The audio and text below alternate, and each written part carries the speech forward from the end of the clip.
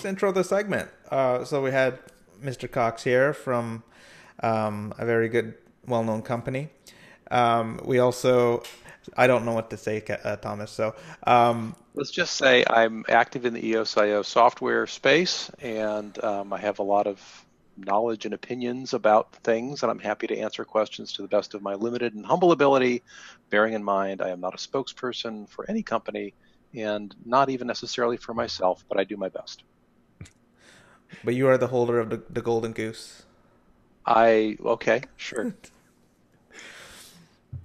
We're making that joke after the wonderful videos that we played on air here with Eleanor Ostrom governing the Commons. Yes. We enjoyed Yes. those. What a great resource she Thank you. is. But yeah, we're glad to have you on, and I know you would like to make this sort of a series. You'd like to come on regularly, maybe even every week, and Until talk to you run out everybody. of questions, absolutely. That might never happen. Yeah.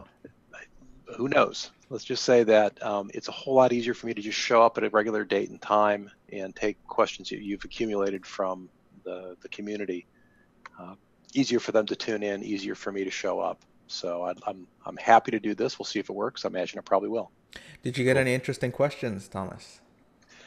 Everybody's questions are interesting. I don't know if I'll be able to answer them, although of course I'll do my best. So let me pick it up. I'll just dive in. Sure. Yeah. And let us know if you need to share the screen as well, and we can make that happen. Do you have the written questions in a form that you feel like sharing on the screen? I'm much more of a reader than a listener, so if I were watching the recording, I'd be like, can I see the questions? But if you're not set up for that, it's fine. I don't think we're set up for that at the moment. That's fine. Maybe next week. Yeah. So as you see, I got a full sheet of questions Looks good. Yeah. from the community. A little duplication, but we'll do our best. And the first couple are from David P. of EOS 42. Hey, David. Very glad to have you guys involved in the candidate block producer community, by the way. EOS 42 is a huge contributor. Very glad to have you. Questions having to do with leasing functionality and leasing tokens. There's been, ever since the very first white paper last summer, we've talked about or hinted at having some kind of ability to rent tokens. That is, if you don't want to buy them or you don't feel the need to buy them. And so that makes people wonder, well, so how does that going to happen exactly? Because now we're at the point where there's code and you can run it at home, and and there's not a command right now to rent or lease tokens. So what's going to happen? And the short answer is we've got a very tight timeline to release code here by the late March, early April timeframe. Our Q1 release is imminent, and we're working very hard to get that out. And the roadmap calls for no new functions to be introduced between that code drop and the go live in June. So between this Q1 release is coming in the next few weeks, and at the beginning of June go live, there should be, knock on wood, no new functions. And I can tell you there is no lease function in the Q1 release. So if you add these together, you should see no lease function in June either, although stranger things have happened.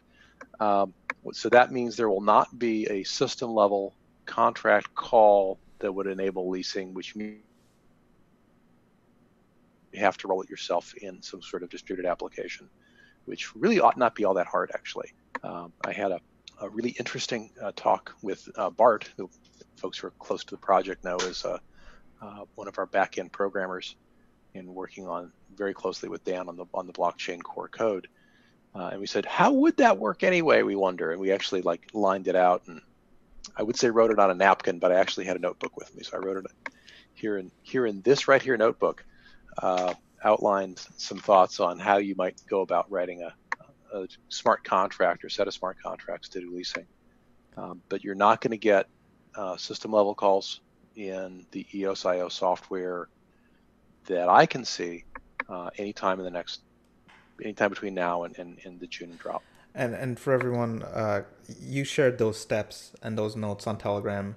On Telegram, and that made it into an EOS Go update. Yay, EOS Go. Yeah. So if folks want to check the EOS Go forums and or the EOS Go announcement channel, you can get that whole right up there, and that might turn into a Medium posting or something else someday. And so the question that from David had to do with the leasing functionality as a contract, as a system contract, and also whether it might be a full DApp, and will definitely not be a DApp. To the best of my knowledge, I don't see us delivering any full distributed applications that are consumer facing in June, unless there's something that's so obvious I'm just not thinking of it. And by that, I mean something with a front end and a back end and smart contracts and web pages and the whole bit. There will be some functionality that'll be web-based, but in terms of the kinds of things people think about for a commercial distributed application, we're really looking to the community to develop those. So no full DApp for leasing, to the best of my knowledge. And there was another leasing. Yeah, Marcus asked a related question about leasing dApps, and no, nothing new there. And if people are on chat, or if they're like typing in questions or they're typing in comments to either of you guys, and you want to read one of them out loud and like quiz me, if people want to drill in, go right ahead. Otherwise, I'm going to move on to the next question. Oh, so good. You answered one of our questions. We're going to ask you later on if that would be okay. If some of the viewers who are on here want to ask questions. Of course. Certainly. Okay, cool. Yes. Yeah, the more interactive, the better. So back to leasing, you're not going to deliver it for June, but it's in the pipeline. Well, I won't say it's necessarily in the pipeline, but rather I want to highlight the fact that once a chain launches in June, one or more, who knows, there'll be at least one mainnet. At that point, it becomes a self-sustaining community with an open source repository, whereupon even if, say, Block 1 were to write something, it'd be up to the community whether to adopt it or not. Yeah. And somebody else could write a piece of code and say, I want to add this to the EOSIO.system contract, and here it does leasing. Implement this. And then the community would vote on it, and then the block producers would have the 30-day countdown to roll it forward and add it to the system. So, and of course, who knows what happens after June? And it's obviously it could be the possibility that since it is open source, you guys could make pull requests too as well. Absolutely. Yeah. Absolutely. So, and if someone's asking if leasing is on the technical roadmap, it's not currently, because that's not how we do roadmaps. So that would be a feature rather than a use case. And we talk about user problems in long-term strategic direction in the strategic roadmap. And last I checked, leasing wasn't one of them. That doesn't mean it couldn't show up tomorrow, but it's not there today. Let's see. A lot of curiosity about the Constitution and if we can have a draft or some meta rules. I'm so glad that came up. It's really important for us here soon after at the same time as or soon after this Q1 release. I think we've got to put out at least one draft of the Constitution, maybe a couple competing drafts, certainly one. And it'll probably be very short. I'm working on one now, and it may or may not be the one that gets released. We'll see. There is spirited internal work afoot. And of course, Dan Larimer has written extensively on blockchain constitutions over the past several years. So if people are curious what this thing might look like, you have only to read that, because those of us working on the Constitution, of course, are working from that as our starting point. I will add, as people are asking questions about some of the meta rules, here's what I want folks to know about regarding smart contracts and Ricardian contracts in the Constitution, because these all go together. There's a professor named, I want to say Leasing.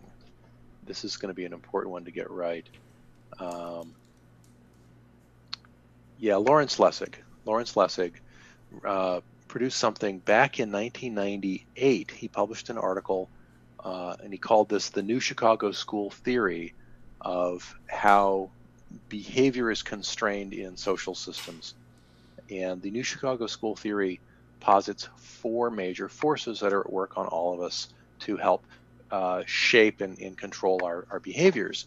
One of which, of course, is market forces. And if you're a long-time blockchain fan, as I am, or let's say a libertarian, as I am, you're a big fan of market forces. And even if you're not a fan of them, they still affect you. But that's not the only one. I mentioned there's four. Markets are one. Number two is the law. And in our case, the law would be the Constitution. And I will add the text of the Ricardian contracts. I'll drill into that in a second. Number three is social norms. And then number four is architecture and the actual physical constraints of the system. For instance, if you say, I want to have a blockchain, but I want to be able to delete things, all I can do is pat you on the head and hand you a lollipop, and I'm saying, so I'm really sorry, but architecturally we don't do that. It's a blockchain. It's an immutable ledger. Let me explain what immutable means. Even if we burn the data and it's not showing up in the current state, it's still in the transaction log, which is forever. Yeah. So no, you can't delete things. And that's what I mean by architectural constraints, is there's some things you must do and there's some things you can't do. And what you choose to put into code becomes a huge force on how things develop. So of these four things, market forces, the law and the contracts, social norms, and the code, all four are in play all the time, especially on the EOS blockchain, because EOS.io software empowers social norms in a way that other blockchains don't. And that has to do with how the smart contracts are arranged. So I'm going to do this visually now. So we've got market forces here coming from the north, if you will. I'll have the law coming in from my right. I'll have the code coming in from my left, and then we'll have social norms kind of coming up from below as this sort of, the context, if you will, sometimes you don't even notice it because you're just so used to it, like a fish in the water. That's just how things are. Okay, so let's look at what that means in terms of behavior. If you can find a loophole in the code that allows you to do something that socially is frowned upon, in Bitcoin world, out there in these other blockchains, too bad, hey, you got away with it, because the code is the law and whatever happens, happens. And if people don't like it, that's too bad. Yep. And that's a very sort of anarcho-capitalist, heartless, highly deterministic, young adolescent male approach, frankly. And I say that because I used to feel that way very strongly myself back when I was younger. If you lose your private key, too bad, type of thing. Yeah, you lose your private key, too bad. Oh well, your $10 million worth of Bitcoin are at the bottom of some dump in England somewhere in your hard drive that you recycled 3 years ago. True story. Oh well, yeah, one of many actually.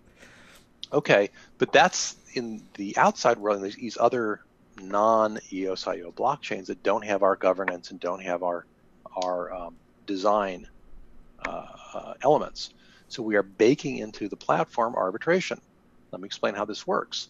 If something occurs and the code allows it, right? The executing code's over here. The Constitution doesn't. Let's say the Constitution doesn't explicitly forbid it, but it's very questionable. And the social rules are that's totally uncool.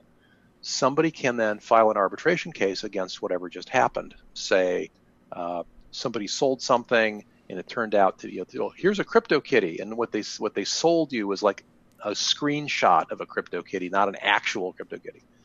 And I point out that CryptoKitties run on Ethereum, not on EOS, but I'm making up an example. It's like, I thought I was buying a real one, and maybe it was or wasn't clear in the contract what you were getting.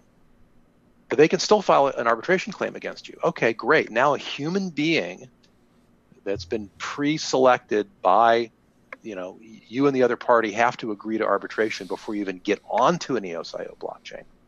So you've already agreed to have arbitration.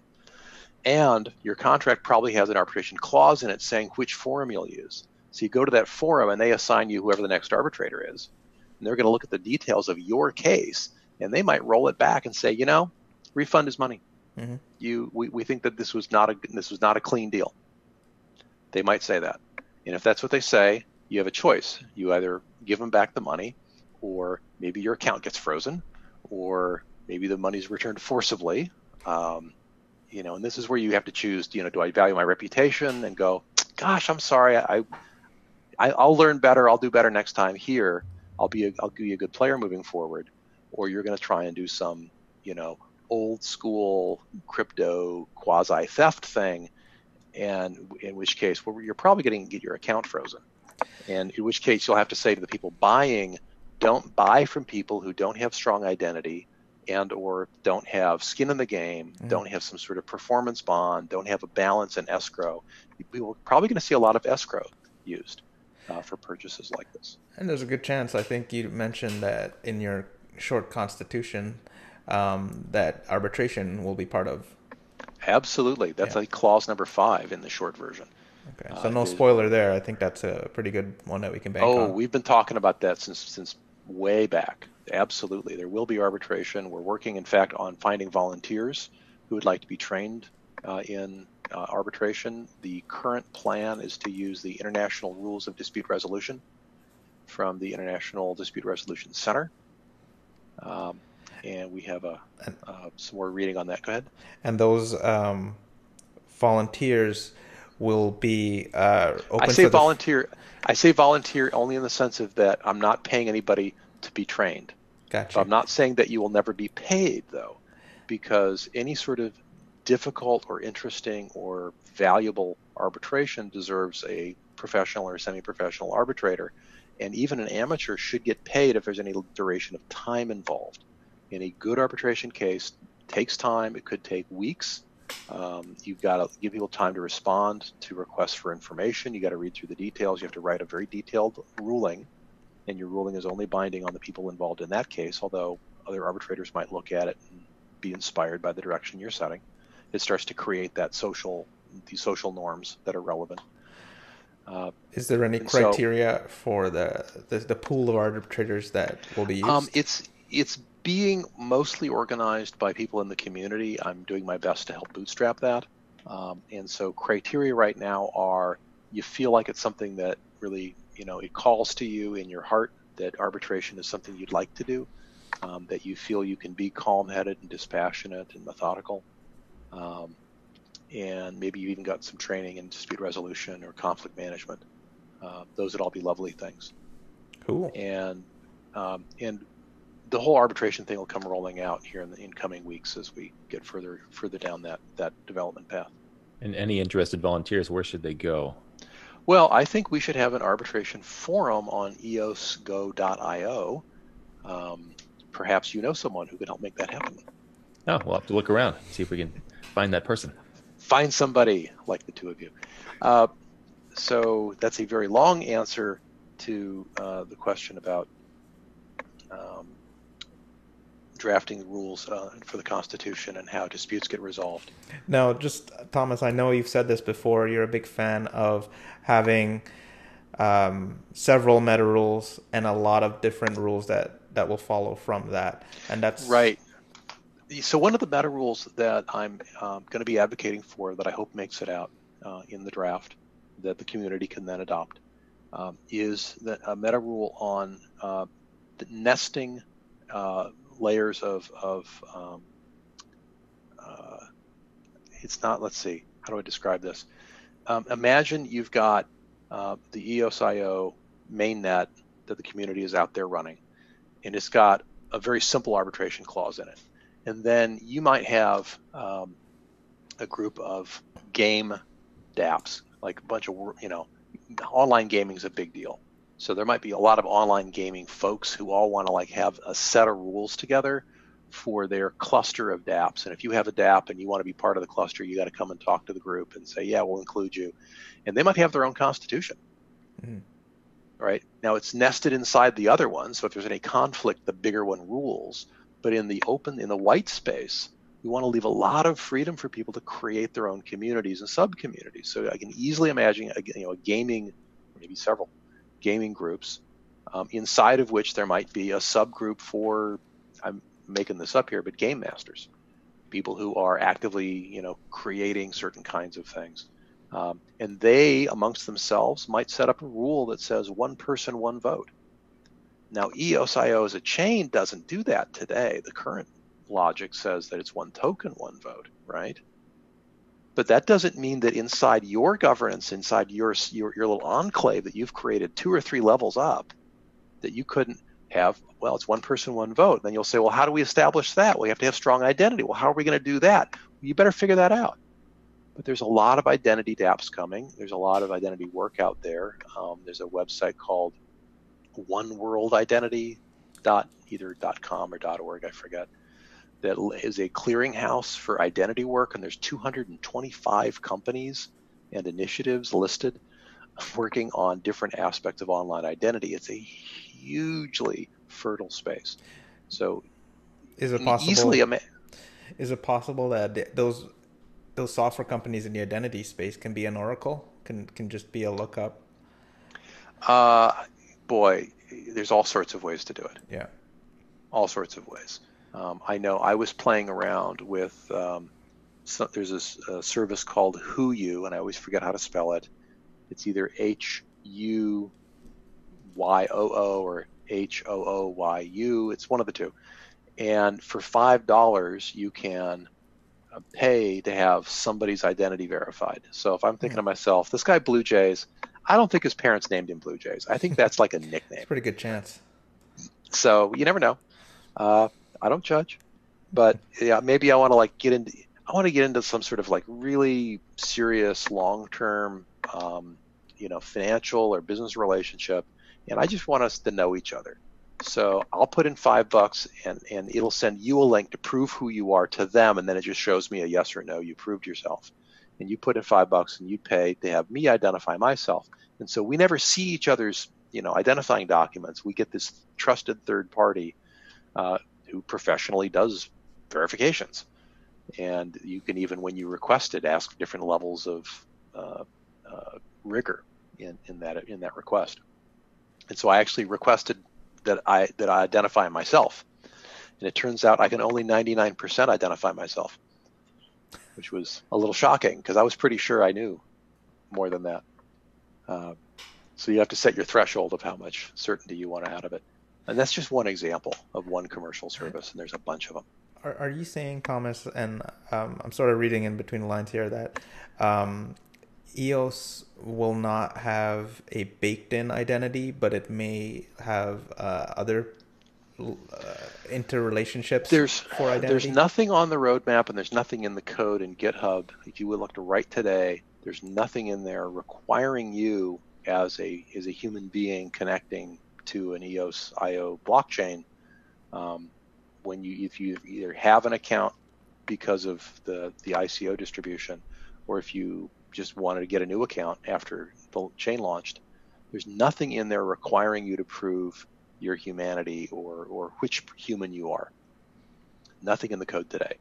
Now, in terms of long-term direction, if you read Dan Larimer's writings, you'll find that there's a lot of interest in having people validate that they have an identity and that the identity lasts over time, and it might even be your real human name. There's different schools of thought. You could just have an online pseudonym. Some people would have you say, you could just be Bluejays forever, and I never know your real first name. Mm-hmm. But that might be enough because you've been online for 20 years, and you've been involved in multiple projects, and lots of people who I know trust you implicitly, and so enough of that adds up, and you're probably pretty comfortable. And then there's other people who are like, no, I want a real life, I want your face, and I want your real name, and I want your birth certificate, whatever. Did I mention that we have a very large space here with a lot of room for different ways of going? Mm-hmm. Certainly do. Yeah, and I know we need to let Thomas, there's many more questions for Thomas to answer, but real quickly, Thomas, what is your ETA on the Constitution? And we get a lot of questions about that. I thought I'd be further along, but I started working on a meta rule posting today, and I actually talked to Dan about it when I was out in Blacksburg last week, and I said, Dan, I think I want to just put out some stuff, and he said, I don't want to stop you doing something you want to do. So apparently, in my function as a community member, I get to do this. Cool. So look for something. I'm hoping this week, if I don't get derailed on some other even more pressing issue. I won't promise it'll be pretty or even accurate, but it'll be something. It'll be something that'll spark conversation for sure. And we might need a separate Telegram channel for it, and we might need a separate EOS Go forum for it. Like the drafts of Constitution articles and discussions of them. And by the way, if you don't think this could get pretty voluminous, go to the library and check out your own copy of the Federalist Papers. Okay, conversations about constitutions can be very detailed and very lengthy. And did I mention we're going live June 2nd? And of course, it's a living document in a sense. Absolutely. Too. Yeah. Not only does the community have to decide which constitution, because there might be more than one offered, it can be changed by a vote of token holders and the actions of the block producers. So every community really does need to have the ability to steer itself, and that's certainly going to be true for the EOS.io software blockchains that we imagine the community will launch June 2nd. Cool. Some question came in on VC funding. I can say with confidence that the VCs do not talk to me, so I can't give you anything definitive. I can tell you my sense of it is that the VC partnerships that have already been announced were partnerships between EOS.io, the maker, Block One, and just read this for yourself out there in the press, and at least two outside groups, the Galaxy folks and the what's the other one? Future? Tomorrow Futures. Yeah, and each of them are creating these special funds that are dedicated to funding dApps, and they will obviously make their own decisions, and they'll obviously just decide for themselves how they're going to publicize things. So since I'm not engaged in that, I can't tell you what they're going to do. But you're more than welcome to email vc@block.one and get on the radar of our clearinghouse folks, who I believe will connect you with the underlying VCs. I just wanted to correct myself. I think it's actually Tomorrow Ventures. Tomorrow Ventures. Right. Another question on Block One developed dApps. What can we expect? Nothing in June. Let's see. Well, how do we prevent big stakeholders from controlling multiple block producers and eventually taking over the network? And is voting sufficiently proven to prevent this from happening? And that question comes up quite a bit, and my answer will be imperfect and tentative. And the short answer is it's very hard to prevent that sort of thing, and the countermeasures are as yet unproven because we're not live. So ask me again in July how it's working, and then we'll have an answer for you. The countermeasures include the following.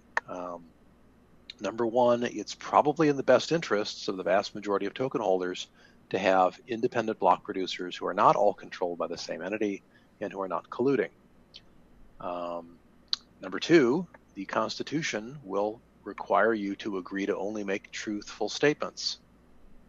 And number three, a lot of the block producers are stating very clearly, I am, financially independent and not controlled by a whale. So a couple things might transpire then if we play this forward. Someone can say, well, I am controlled by a whale, but vote for me anyway. And I don't know if the community would go for that. Maybe they would. I don't think so. Or they might be secretly controlled, but lie about it and say, oh, I'm not controlled when they are.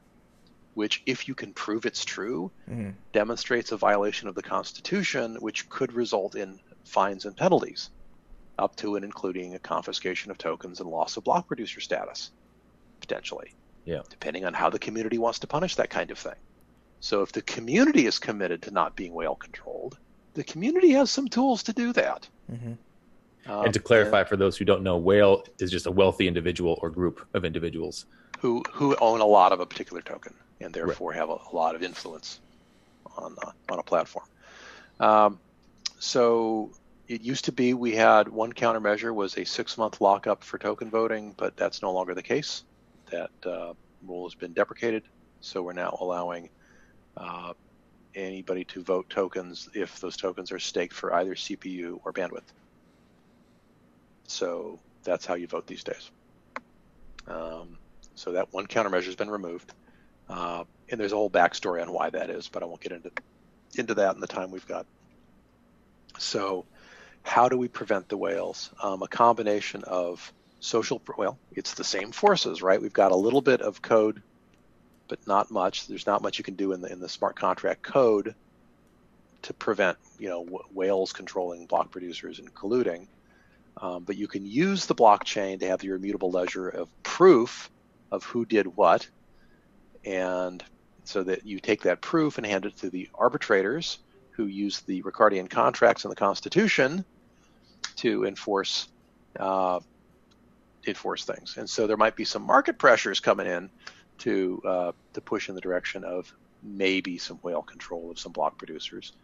But I believe we are equipping the community with more than enough tools that if the community wants independent block producers, the community will get their independent block producers.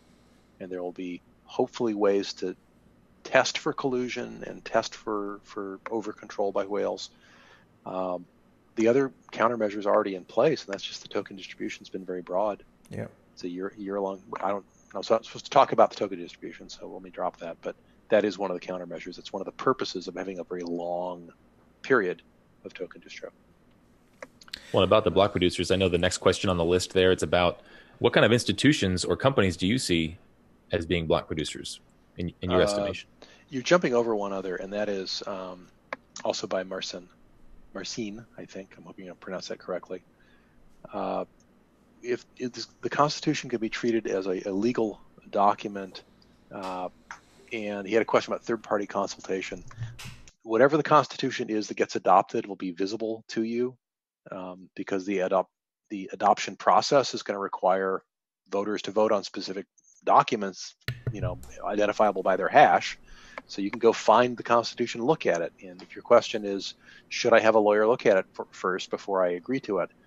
I will always tell people, please, if you think you need a lawyer, go get one. I will tell you from painful personal experience, you never want to try to save money by hiring a cheap lawyer or skipping getting proper and useful legal advice. Always, if you think you might need that, maybe you probably do. And will the Constitution be legally enforceable? For instance, if we go from on-chain to off-chain enforcement? Absolutely yes. And that is because we've had a number of people look at it. And the best legal thinking I've seen, again, I'm not a lawyer, but I'm persuaded that the rules of the blockchain are sufficiently clear that we would qualify as essentially a kind of a private club. In order to get in, you've got to buy EOS tokens or acquire them somehow. You have to sign this agreement, this Constitution, in order to participate, because if you aren't signing the Constitution or don't have some proof of you've agreed to the Constitution, your transactions won't be processed. So you have to do that, and whereupon you've agreed to these rules and to be arbitrated. And arbitration has been upheld in pretty much every country in the world. Arbitration is a not only time saving but cost saving alternative to litigation, right? And it's almost Absolutely like a benefit to having. I believe so. Now, that's not to say that there haven't been instances when arbitration clauses have been used to silence people or to short circuit maybe criminal law or appropriate civil law. So I'm not saying that arbitration is the cures all things, but in our case, it's the ideal thing because we have an international or transnational group who aren't all in one jurisdiction, and all of whom or most of whose primary interactions are on this blockchain. And so if you have a dispute that arises from your interactions on the blockchain, you are going to be subject to arbitration because you said so, because you agreed to it on the Constitution, because if you didn't agree to it, you couldn't do a transaction. That's right. Okay, and if you care to look into it, you'll find that the International Center for Dispute Resolution and many other international organizations have decades of backstory and history on arbitration standing up when it's challenged in local courts. Local court will look at it, they'll see that you've signed a contract, you'll see that the contract called for arbitration, you'll see that there's an arbitrator's ruling, and they'll say, hey, our country signed one of several, like 187 different arbitration agreements from 187 different countries saying that if you engage in international arbitration, it's binding in our country. So is it binding? Oh, yes, it is. And we're doing everything in our power to make it stick. Essentially, they would need to hire lawyers to try and argue the opposite of that decision. I don't think I would waste a lot of time on that. Yeah. So then we move on to who can be a block producer, and the short answer is anybody with a computer can try. You have to be able to run the EOS.io software. You have to then register your node using the reg producer command in EOS.io.system, which is the system level contract whereby people register their interest in being, that's how you raise your hand and say, I'd like to produce blocks. And it puts you into a system registry. And then the voters, when they vote against that registry. And so that's where you would look to see who the top vote getters are. Because reg producer puts you on the list, and then OK producer sticks votes in there. And then there's your tally. And then you can sort that by number of votes, and the top 21 vote getters get to be block producers. And it could be you, which means you need to be able to run the software. That's it. So do you need to be an LLC? Do you need to be a C Corp, B Corp, individual contributor? You need to have a computer. Mm-hmm. You need to have a computer, and you need to be able to execute the reg producer command. And then you have to be able to get some votes. And I don't know how you do that. Do we have those basic requirements, the hardware requirements to run the EOS.io software? The basic requirements are in the README. The minimum to actually get it up and running on a test instance is, I think we're saying 8 gig of RAM and an i5 or i7 processor, Linux typically, or Mac OS. To be a block producer at the full system level with a mainnet, we don't know what's required, but we do know it's a single-threaded software, so there's a limit to how big you can get. A lot of RAM and probably 2 fast CPUs, and then you'll be competitive with everybody else. And we know how Moore's law goes. Maybe in 5 years we'll have a block producer app on our phones, right? Not even gonna go there, man. Don't even know. We'll have quantum something at that point. Yeah, it blows my mind. Let's see. Any incentive for large companies to build on top of EOS early beside first mover advantage? Yeah, it's a great question on game theory. If people wanted to buy tokens, say some large company wanted to buy a bunch of tokens in order just to have access to bandwidth in the future, sure, I think that's a compelling idea. And I hope they're doing that now. I'd love to see a lot of large companies build large, widely used distributed applications on EOS.io software. In terms of how the gaming, if you want to about game theory, or in terms of some sort of spreadsheet simulation, I'd probably want to talk to somebody one-on-one on that. And that was from Anthony. So Anthony, private message me and let's talk through your use case and see what we can come up with, because I think that's a kind of question other folks are going to have. Any dApps launching on the same day as mainnet? No idea. I do know that the mainnet, the boot sequence as of last week, we're revisiting it this week, but as of last week, the boot sequence does require that 15% of tokens be represented by people who've connected to the network and issued at least one command. So that might take 12 hours, 24 hours, I don't know, before most of the major functionality gets unlocked. So if you launch a chain but no one connects to it, you won't actually have a functioning chain, because a lot of the functions are locked until users show up and verify their presence. So in terms of dApps launching, they might have to wait until the connections happen for the full functionality to unlock. So it might be a day or two. We know Everipedia has already announced they're going to be on. I know that there are some others who have announced. I don't know how far along they are. And of course, nobody knows who's in stealth mode except the people in stealth mode. So I don't have a list for you of dApps launching on right after mainnet launch, other than the ones who've already announced. Their publicity is theirs, so they'll tell you.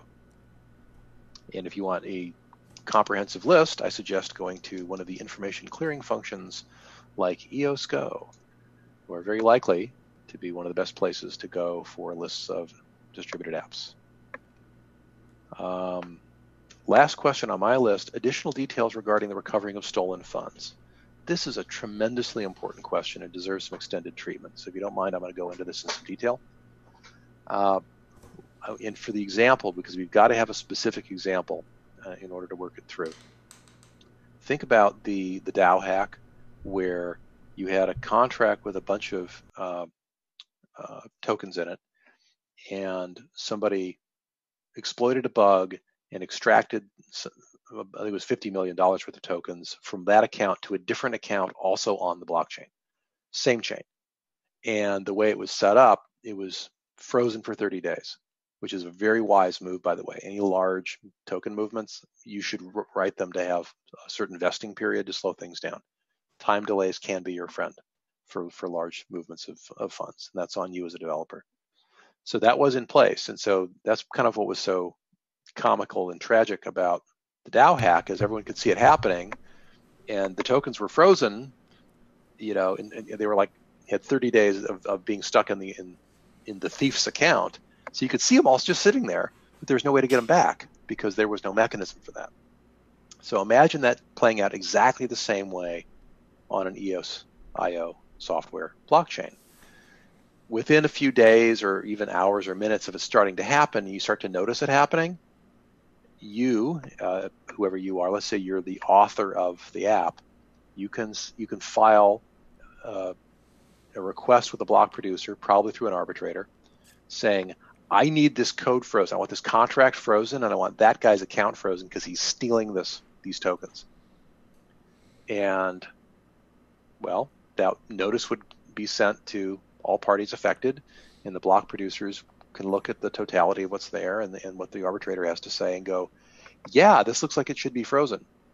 And the block producers are going to need to come up with some guidance from us, a mechanism for fast-acting freezes, because it's okay to freeze something, but it's not okay to change something in a hurry. Mm-hmm. You don't want to be like, undoing a transaction before you've had a chance for everyone to have their case heard. So in our instance, the DAO hack is starting to happen. Let's say $50 million worth of EOS tokens have been moved. You can see the old contract. You can see the new contract. It's all sitting right there in front of you. An arbitrator is going to say, I agree that this looks very fishy, and therefore I, the arbitrator, order the contract to stop it operating because it appears to be buggy, and I order this account to be frozen on suspicion of theft. And then the block producers, 15 of them would have to agree that that's a fully formed and technically correct order, and they would freeze everything. And then you're thinking, well, what if that was malicious? What if it shouldn't have been frozen? What if the arbitrator is like colluding and it's all just a plot? Well, guess what? You can arbitrate that. Yeah. And at some point you run out of corrupt arbitrators, start running into honest arbitrators, and then the whole plot unravels. And it's, by the way, it's all on a blockchain. It's all immutable. The record's all there to be seen. And let's take the corrupt arbitrator back out of the equation. Let's say it's just the DAO hack all over again. Within a couple days to a week, you assemble all the information. You attempt to reach out to the thief and say, so what's your side of this? Can you please explain to us why this is not theft? Because it sure looks like it to us.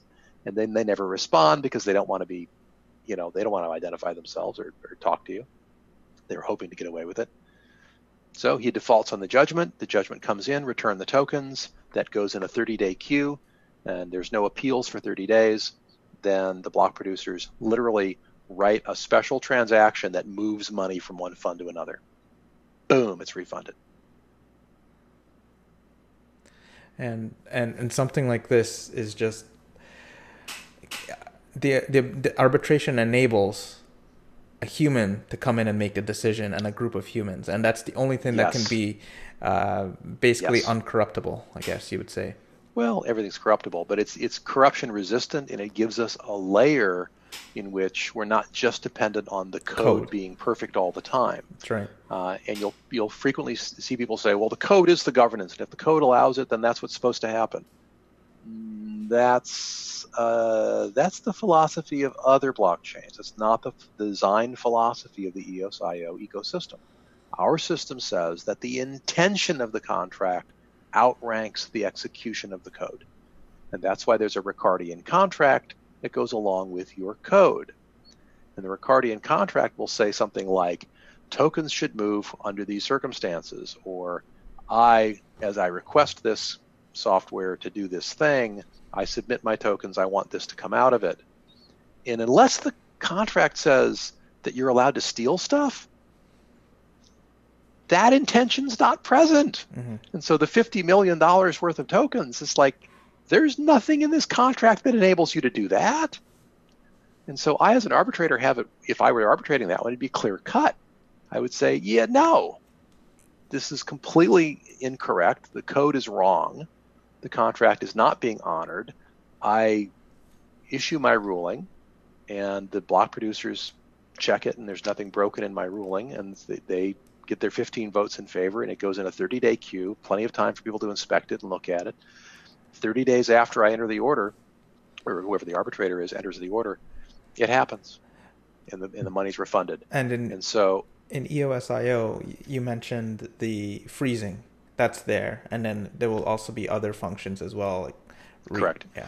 Freezing is at the code level, and that's how block producers know. Here's basically the blacklist of frozen accounts, and you get on the blacklist through a vote of 15 of the 21 block producers agreeing that a freeze is appropriate under the circumstances that are present here. And then if you can explain why you shouldn't be frozen, then you can get unfrozen. Again, you would need to persuade an arbitrator and then some block producers to unfreeze you. And it handles when an account is frozen that it may not send, but will it also be able to receive? I don't know. Oh, no. If your account is frozen, every transaction that tries to interact with your account doesn't happen. It gets dropped out of the mempool. Okay. You literally can neither send nor receive anything. It's as if you don't exist. You're dead to me. So if you sent to that address, then you would lose your tokens. No, that transaction wouldn't happen. Okay. Because a transaction that involves either sending to, from, or receiving to a frozen account is a transaction that does not occur. Interesting. Okay. Thomas, we could probably talk to you all night here if you're up for it here. So. I've been known to.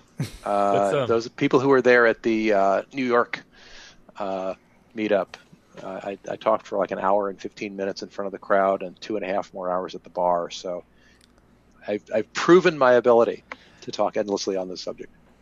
Well, we want to make sure we promised a couple questions will be answered from the chat, and I'll read you one here if you're ready. Great. Yeah, absolutely. We have so how many block producers on Amazon Cloud or other clouds are too many? How can cloud centralization be avoided, especially at the start? That's a great question. I think that as a voter, you should be asking for diversity of geography, diversity of political regime, because remember, block producers have jurisdictions. They have a physical presence. You probably don't want them all in the United States, or all in North Korea, or all in any one jurisdiction. So you should ask for geographical distribution. You should ask for legal jurisdiction distribution, and you should ask for technological distribution. Not too many Amazons, not too many Azures, and so forth. And so as a voter, I suggest you look for that, and I imagine the EOS Go lineup will let block producers tell you that, yes, we are on Amazon at the moment, but we're happy to switch if that's what you, the voter, want. Because remember, cloud systems are easy to move. Yeah, another one here was about having a constitution on the DApp level. Does it make more sense to have it on the DApp level or on a general level? I think we're going to have both. Mm-hmm. I think we're going to have an EOS IO blockchain-wide basic core constitution that covers everybody and is minimalistic as we can get away with, so that there's a lot of freedom for people to create their own additional rules that are appropriate for them. And then your DApp should have its own governance, potentially, or at least you should think about it. You should look at the Constitution and say, is there something missing here? Is there something that our Ricardian contracts don't really cover, but we want to express it as kind of our sense of how we're going to work? that make sense? So yeah, absolutely. You should totally feel free to have DApp level governance. Highly recommended. Okay. Kevin, did you want to take any more? I know we would like to encourage our viewers to actually submit them beforehand, and that way... I do a much better job answering questions where I have a chance to read them first. Yes. Well, and also you'll have a much better chance of actually getting your question answered here, since we are able to talk forever together. So, yes. Thank you. Go ahead and answer. I've got 7 more minutes on my clock. I don't know how you guys are doing.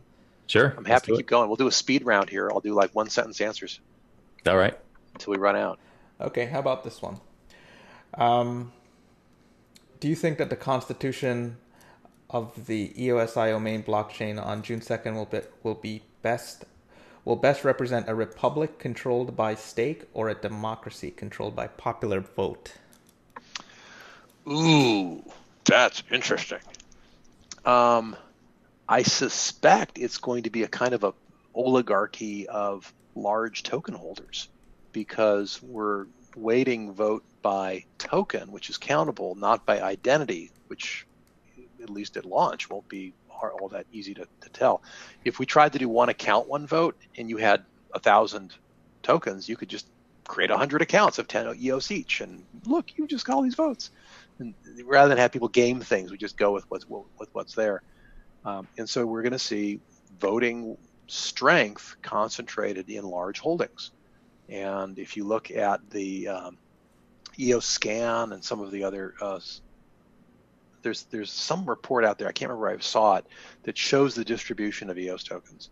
And apparently nobody owns more than 5%, except our crowd sale contract, which owns the ones that haven't been sold yet. But is that like, might 2 of those 5% accounts be owned by the same person or same entity? I don't know. But bear in mind that unless someone's got 50% or more, they're not massively controlling. I promised 1 sentence and I failed. So I think it's most like direct democracy, simply because there's not a federal level baked in.